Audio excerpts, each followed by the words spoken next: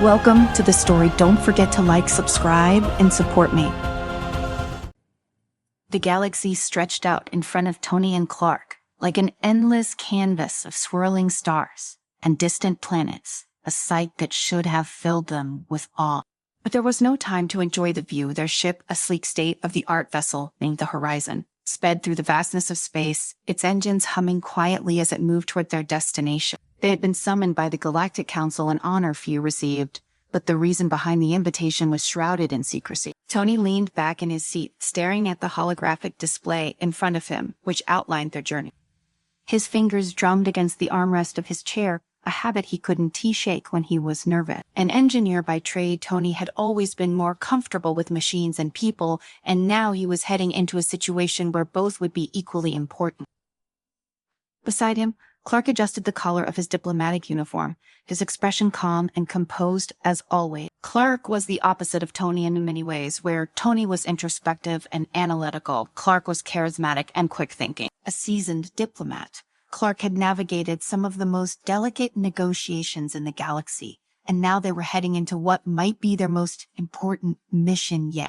Still no details, Tony muttered, glancing at Clark. You do think the Council would give us more to go on than urgent matter of galactic security? Clark chuckled softly. You know how they are. Everything's signed on a need-to-know basis, and apparently we don't need to know just yet. Tony grunted in response. He wasn't a fan of secrecy, especially when it came to something this big. The Galactic Council didn't summon people like them unless the stakes were astronomical. Whatever they were about to face, it wasn't going to be easy. The ship's navigation system beeped, signaling their approach to the Council's headquarters. The station loomed ahead, a massive, rotating structure built into an asteroid. It was a marvel of engineering, a testament to the combined efforts of the galaxy's brightest mind. Tony had seen it before, but it never failed to impress him. As they docked and disembarked, they were greeted by a protocol officer who led them through the labyrinthine halls of the Council building. The air inside was cool and sterile, and the walls were lined with portraits of past council members and historical moments. Tony's eyes flicked over them, recognizing some of the faces from galactic history leaders, scientists, and visionaries who had shaped the future of the galaxy. Finally, they were ushered into a grand chamber where the council members sat in a semicircle at the far end of the room. Their robes of office shimmered under the artificial lighting, and their expressions were grave. In the center of the room was a holographic projection, slowly rotating, but Tony couldn't quite make out what it depicted from where he stood. Tony Clark, the lead counselor, greeted them with a nod. Thank you for coming on such short notice. We have an urgent matter that requires your expertise. Tony and Clark stepped forward, standing at attention. We're honored to be here, Clark said smoothly, which sent the situation. The counselor gestured to the hologram and the projection zoomed in, revealing what looked like an immense city suspended in space above a barren planet. The city was unlike anything Tony had ever seen before. It was vast, with towering spires and intricate networks of bridges and structures, all glowing faintly with a strange, ancient light. This, the counselor said, is the Eternal City. Tony's brow furrowed. He had heard the name before, but only in legends and whispered rumor. The Eternal City was said to be a relic of an ancient civilization lost to time and space. Its technology was rumored to be beyond anything the galaxy had ever seen, and its power, well, that was the stuff of myth. I thought the Eternal City was just a legend, Tony said, his voice barely above a whisper. It's very real, the counselor replied gravely. We discovered its location only recently. It was hidden in a remote sector of space, protected by a powerful energy field that our scientists have only just managed to penetrate. The city is a relic of the Elorians, a civilization that predates all known history. Their technology is unlike anything we've encountered, and we believe it holds the key to extraordinary power. Tony exchanged a glance with Clark. The implications of this discovery were staggering. Elorian technology had been lost for eons, and now here it was within their reach. What do you need from us? Clark asked. Aver the diplomat. We need you to enter the city and assess its technology, the counselor explained. Our preliminary scans indicate that it is still functional despite its age. But there is something else. We received intelligence that a dangerous individual, Lord Janktor, is also after the Eternal City. He seeks to use its power for his own ends, and we believe he plans to weaponize it. Lord Gaynor, the name sent a chill down Tony's spine. Sangnar was a warlord, a tyrant, who had been exiled from the Galactic Council years ago after attempting a coup. He was ruthless, cunning, and utterly devoid of morality. If he got his hands on the Eternal City's technology, the consequences would be catastrophic. Axa not be allowed to succeed, the counselor said firmly. You must find a way to stop him. The fate of the galaxy could depend on it. Tony's mind raced as he absorbed the information. Ancient technology, a legendary city, and a maniacal warlord bent on destruction. It was almost too much to take in. But there was no time to dwell on it. They had a mission, and they had to act fast. They'll do everything we can, Clark assured the council. The counselor nodded. You leave immediately. Good luck. As Tony and Clark made their way back to the horizon, the weight of the mission settled on their shoulders. This was more than just a routine investigation. The fate of the galaxy truly was at stake. Once aboard the ship, Tony set the coordinates for the remote sector where the Eternal City was located. As the engines roared to life, propelling them into the depths of space, Tony couldn't help but wonder what they would find. The legends spoke of unimaginable power of technologies that could reshape reality itself, but they also spoke of dangers, of ancient forces that had destroyed the Elorians from within. Whatever awaited them in the Eternal City, Tony knew one thing for certain: they would have to be ready for anything. The journey to the Eternal City was long and fraught with tension. The sector they were heading to was on the edge of known space, far from any inhabited system. It was a desolate, lonely region, and as they approached, the stars seemed to grow dimmer, the darkness of space more oppressive. Tony kept his eyes on the ship's sensors, monitoring for any signs of trouble. He knew Oxana wouldn't be far behind, and they couldn't afford to let their guard down. Clark Ever, the optimist, tried to lighten the mood. So what do you think we'll find down there? Ancient robots? A time machine? Maybe a weapon that can vaporize entire planet? Tony shook his head, though he couldn't suppress a small smile. I don't know, but whatever it is, it's going to be dangerous. Elorian technology wasn't exactly known for being user-friendly. Clark chuckled. Well, good thing we've got the galaxy's best engineer on board. Right. Tony appreciated the compliment, but he knew this was going to be a challenge like no other. Elorian tech was far beyond anything he'd ever worked with. It was said to be a combination of science and something almost magical, a fusion of technology and energy that no one had been able to replicate.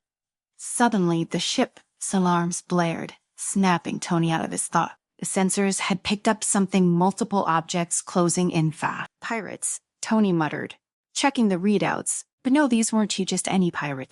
These were Akonornis mercenaries, hired guns who would stop at nothing to see their master, Sal well done. Clark cursed under his breath. Looks like Aknor is already making his move. Tony's hands flew over the controls, redirecting power to the shields and preparing for evasive maneuver. Hang on, he warned, as the ship lurched to the side, narrowly avoiding a volley of laser fire. The mercenaries weren't holding back. Their ships were smaller and faster, designed for quick strikes and overwhelming force. Tony had to outmaneuver them using the Horizon's advanced systems to stay one step ahead. Clark, get to the weapons console, Tony shouted, steering the ship through a barrage of enemy fire. Clark didn't need to be told twice. He sprinted to the weapons station, activating the ship's defensive system. I've got this, he called out as the ship's drone turret sprang to life, firing back at the pursuing ship. The space around them erupted in a chaotic dance of laser beams and explosions.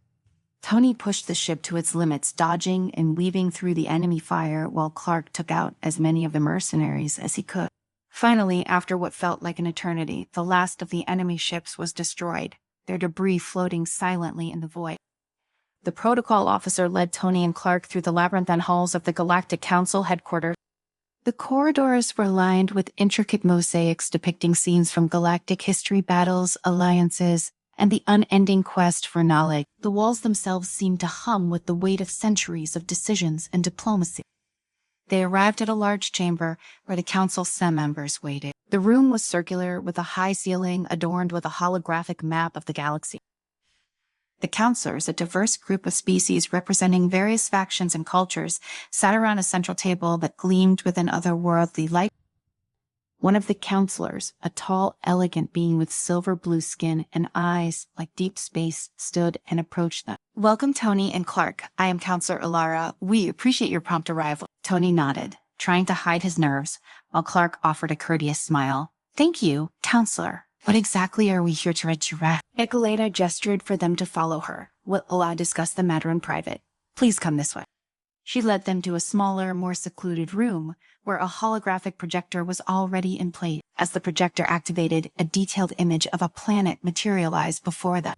It was unlike any planet Tony had ever seen. Its surface was dotted with massive structures, some still intact and others in various stages of decay. The Solata began is the Eternal City. It was recently discovered in a remote sector of the galaxy, a place previously thought to be a myth. Tony leaned closer to the projection, his eyes widening as he took in the sight of the city.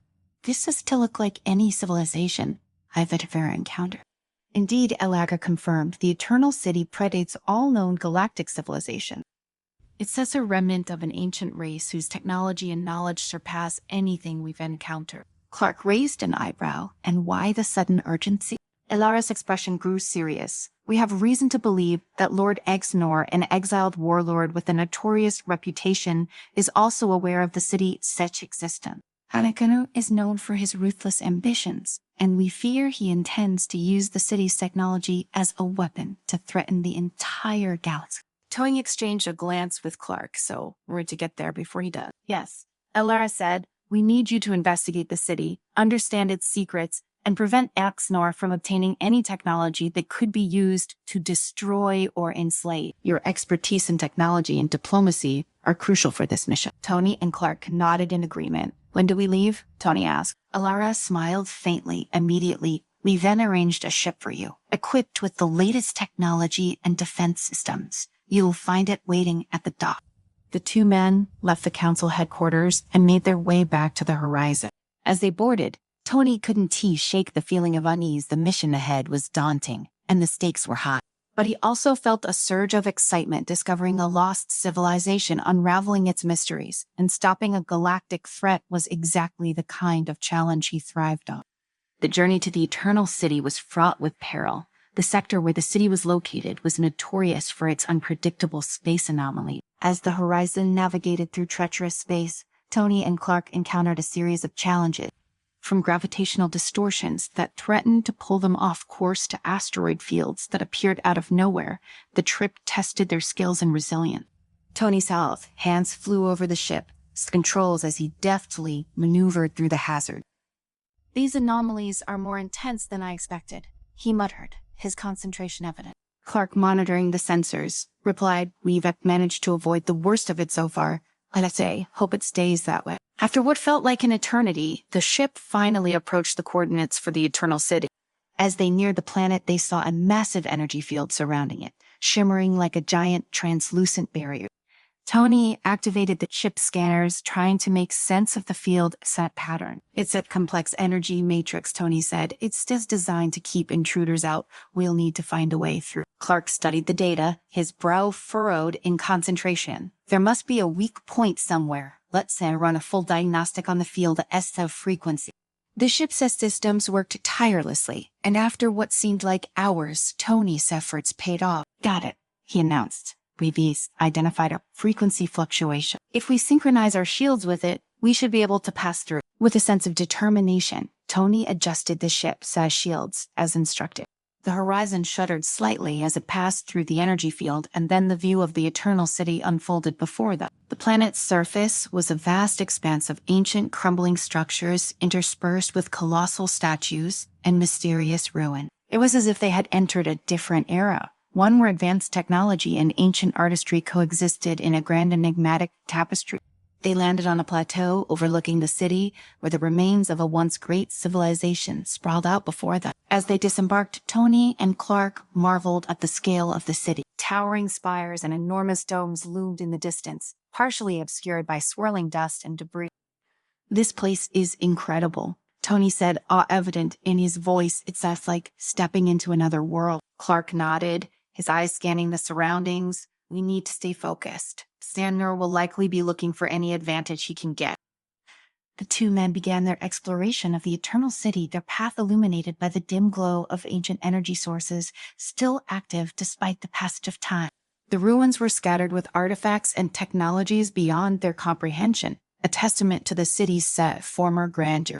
As they ventured deeper into the city, they discovered a series of interconnected chambers, each filled with strange devices and cryptic symbols. Tony's analytical mind was immediately engaged, and he started examining the technology, trying to unlock its secret. Meanwhile, Clark used his diplomatic skills to decipher the symbols, which seemed to tell a story of a once mighty civilization that had created the city as a beacon of knowledge and power. Their investigation was interrupted by a sudden, ominous feeling. They were not alone. The sound of footsteps echoed through the ancient halls, and a sense of danger prickled at the back of their mind. "Stay alert," Clark whispered, drawing his weapon. Tony nodded, his eyes scanning the darkness. They moved cautiously, their senses heightened. As they rounded a corner, they came face to face with a group of heavily armed mercenaries. Their leader, clad in black armor and with a menacing scar across his face, stepped forward. "Looks like we have some uninvited guests," the leader said, his voice cold and authoritative. "Lord Axnor is very interested in this place, and he doesn't take kindly to competition." Tony and Clark readied themselves for a confrontation. The stakes were higher than ever, and the fate of the galaxy rested on their shoulders. They knew that in order to protect the Eternal City and prevent Eighth Seigneur from achieving his dark goals, they would have to fight with everything they had.